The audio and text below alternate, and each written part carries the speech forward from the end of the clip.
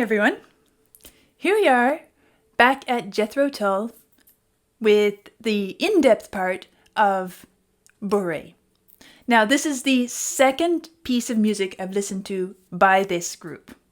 And as I said during my first time listening to this piece, it's certainly not an original tune by Jethro Tull, but Ian Anderson's fingerprints are all over it.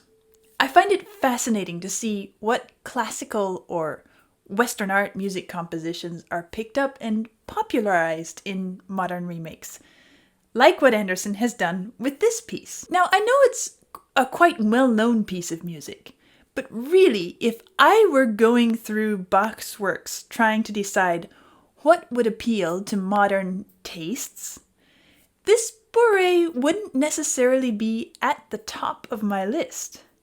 And yet, here it is, picked up and transformed by a modern band. I found a great little interview excerpt with Ian Anderson where he told the story of how he ended up using this piece, and I want to share it with you because I really enjoyed it.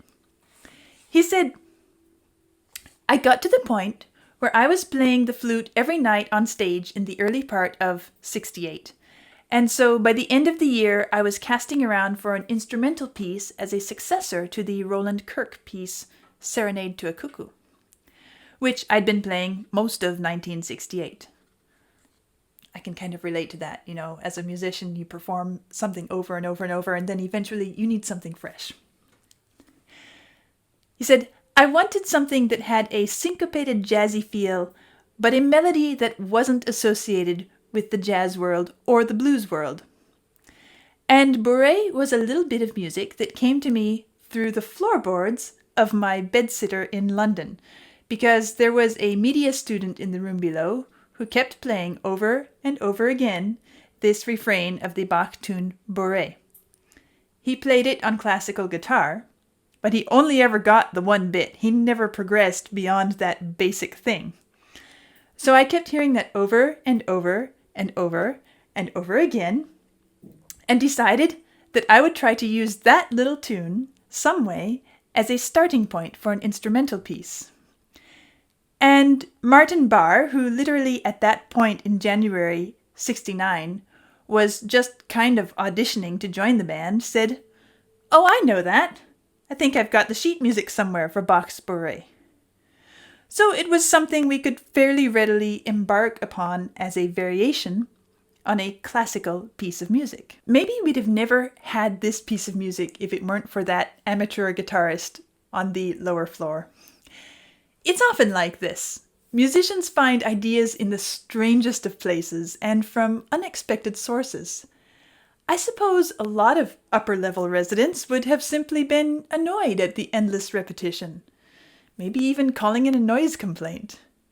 But Anderson? It was the spark for his imagination. Well, of course, it's a wonderfully written piece of music, with endless possibilities for interpretation and stylization built into it. But it's nothing extraordinary in terms of what came from Bach's pen, and he composed literally thousands of pieces of music. I mean, this particular Bourree is catalogued as BWV 996.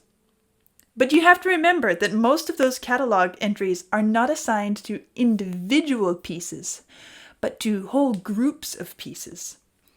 For example, this Bourree comes from what we call a suite, a set of pieces called movements, which are meant to be played sequentially as a group, and the entire suite is assigned to the catalog number 996. Within this suite, there are 6 pieces or movements.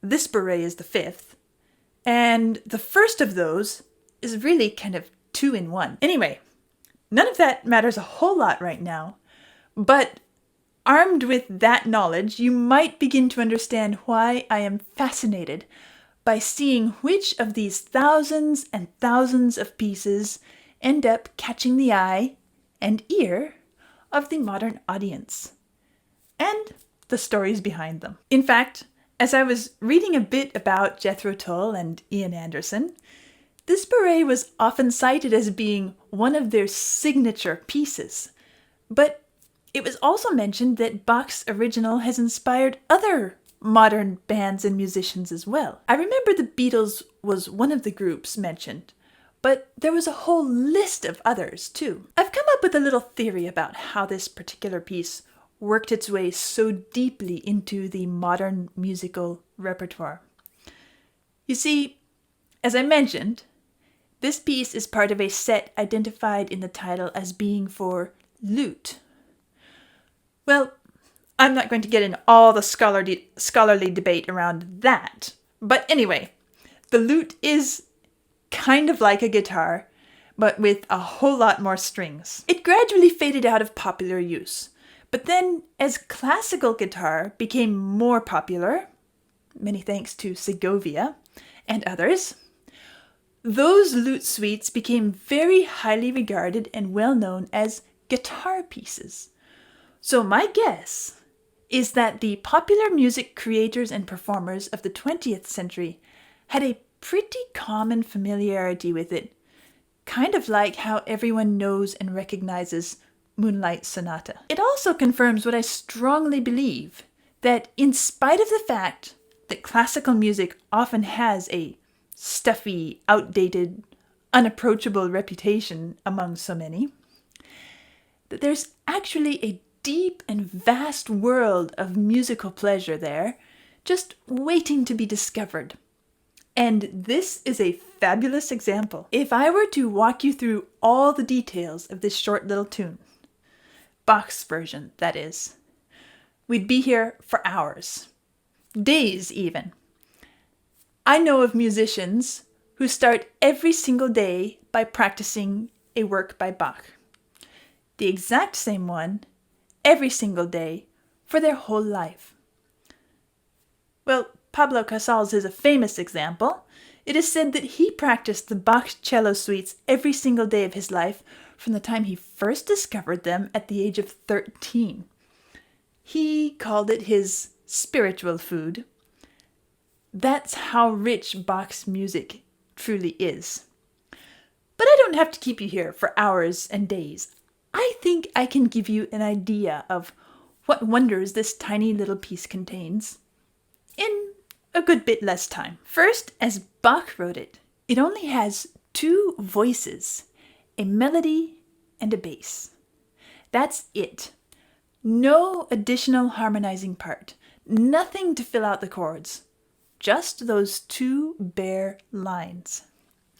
And at first sight, or first hearing, each of those 2 lines sounds so basic, so simple. But even taking them one at a time, we still notice how compelling, how memorable each one is. Here's the opening of the bass line as an example.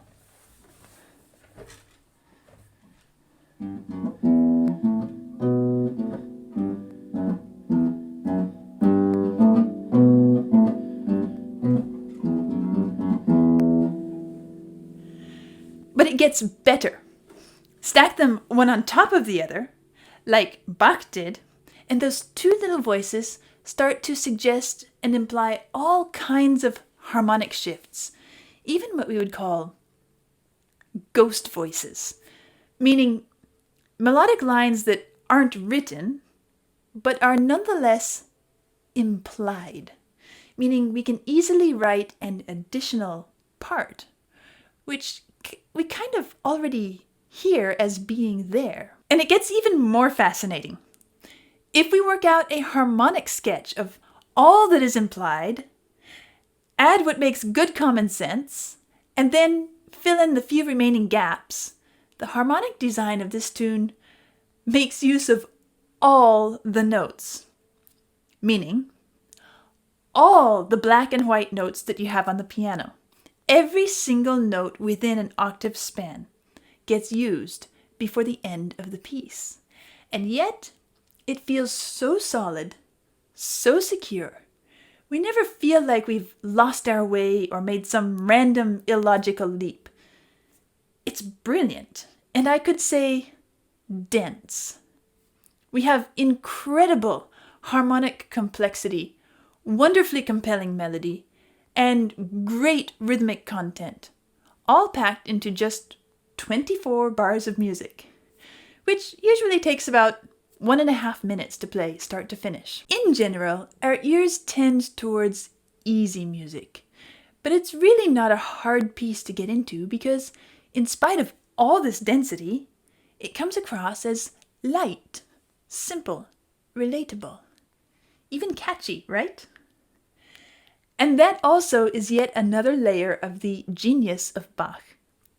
We have something that speaks beautifully, even on a surface level, and at the same time provides such depths to explore if we wish to do so. And all of this combined makes it something that we can use, reshape, explore. There's enough musical material in it. It's adaptable, transformable, full of all kinds of opportunities for anyone, and especially any musician, no matter what their style. And that is how we get to Jethro Tull and the many others who've been inspired by this piece. So let's look a bit at what direction Ian Anderson took this piece, how he made it his own. Remember in my first listen, and you have the link here, I noticed his modification of the melodic rhythm right away. Here's how it sounds as Bach wrote it.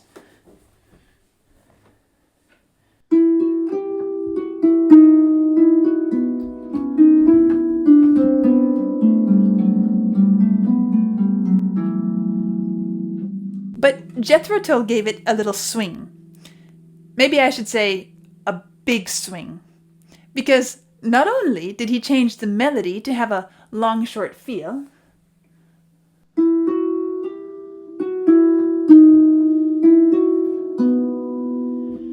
but he also offset the bass notes so that they don't land at the same point as in the original. Here's what the original sounds like with both parts together.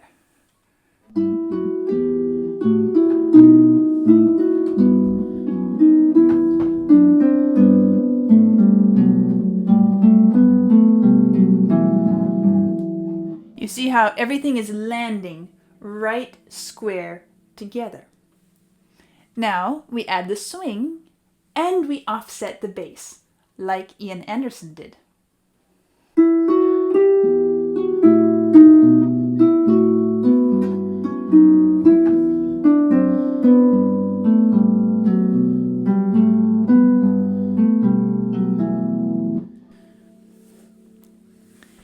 It's an easy way to jazz it up a little bit, which, as I mentioned during my first listen, actually isn't a foreign concept for Baroque music.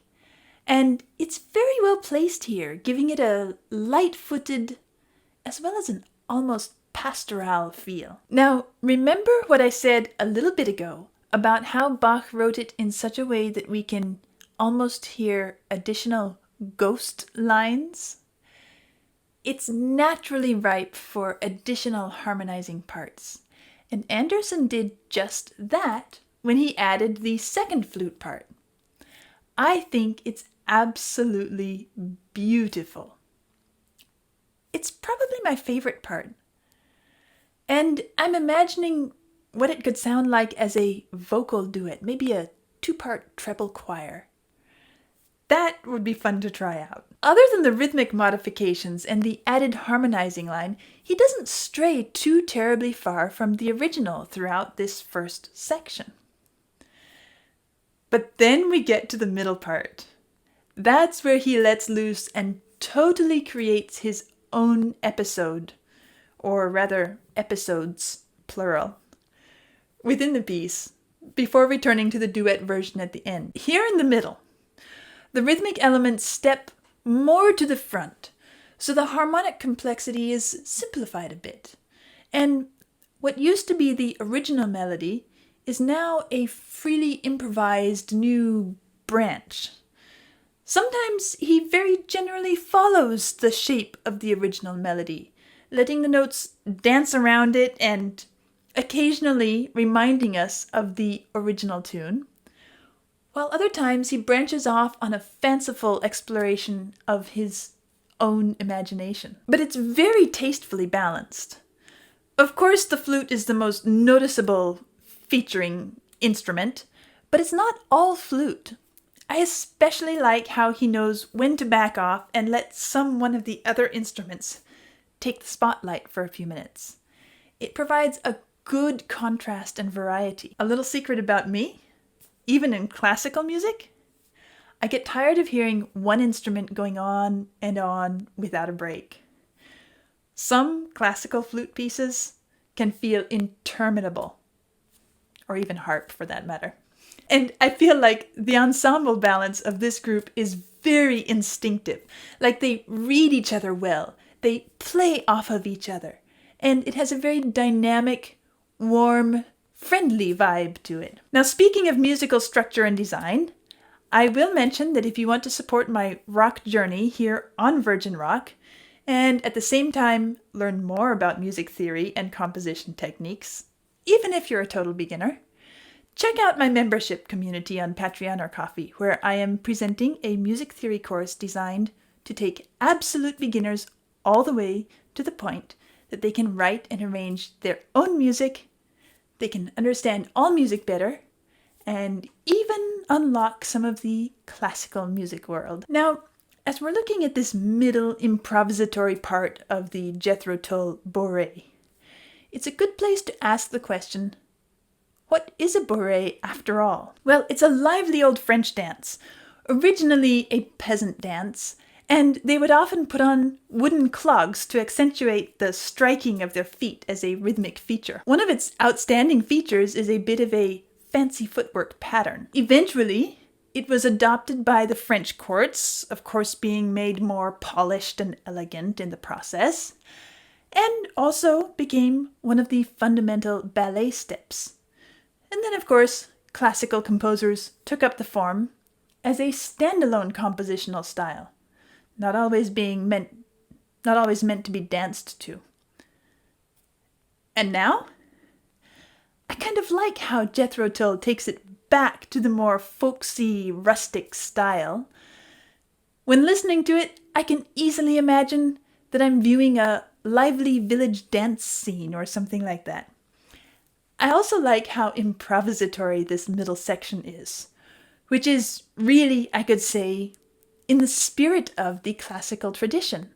Because, believe it or not, it used to be standard expectation that classical musicians should improvise and dress up the original compositions on the spot. Well, in the last 150 years, that custom has gradually faded, so that now a lot of classical musicians don't dare stray from what's exactly on the printed page at all. But it didn't used to be that way. I think it's a pity that so many don't know how to do it anymore, because there's such an incredible sense of freedom that is lost. And as we can hear in this piece, so much musical life can be found even in a piece that is hundreds of years old, which has been played hundreds and thousands of times over the course of those years, but it can still come out fresh all over again with just a little permission to be creative. As I said at the beginning, this tune has inspired a lot of modern versions.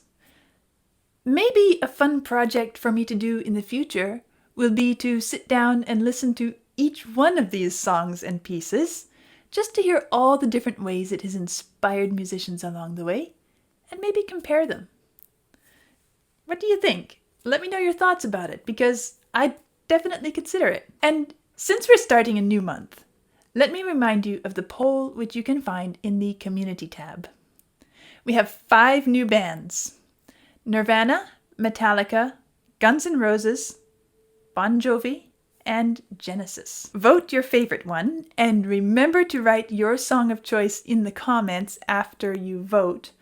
But pay attention, because Vlad doesn't count the comments which include more than the artist's name and the song's name, simply because it's too much verbiage to wade through.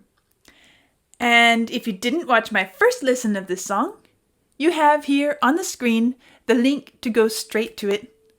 Enjoy, and I'll see you next time.